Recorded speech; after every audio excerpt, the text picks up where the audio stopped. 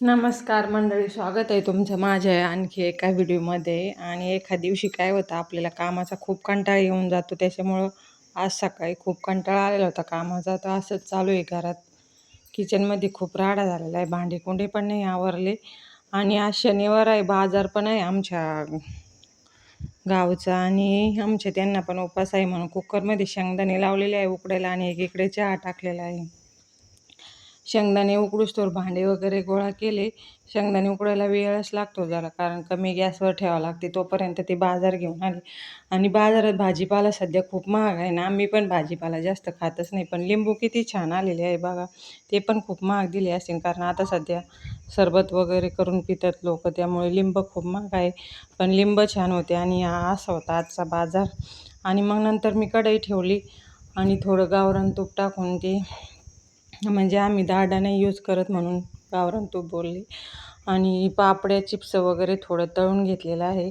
आणि शेंगदाण्याबरोबर त्यांना ते खायला दिलं पापड्या चिप्स, कारण साबुदाणा आमच्या घरी आवडत नाही.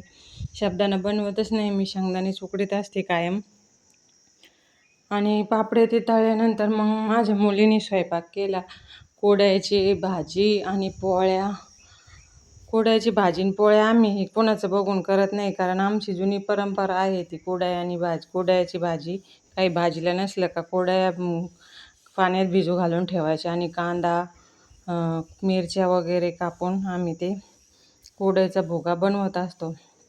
हे आमच्या घरची जुनी प्रथा आहे. सासूबाई पण करायच्या तिकडं, आईच्या तिकडे पण आम्ही कुरडयाचा भुगा कायम खात होतो आणि आमची फेवरेट आहे तो. आणि मग स्वयंपाक झाल्यानंतर जेवण करून घेतले. त्यांना शेंगदाणे वगैरे दिल्यावर जेवण करून घेतलं. आणि मी पापड बघा, तुम्ही शेवटी बघा पापड कसा भाजला. जसं काय लहान मुलीनेच पापड भाजला असा. मला भाजताच आला नाही पापड. पण चला, असा होता आजचा मिनी ब्लॉग. पापड बघा जळून गेला पूर्ण. असं आहे आजचं सकाळचं रुटीन. आणि व्हिडिओ आवडल्यास लाईक, शेअर, कमेंट करा आणि चॅनलला सबस्क्राईब करा. आणि माझी व्हिडिओ असेच बघत राहा. धन्यवाद.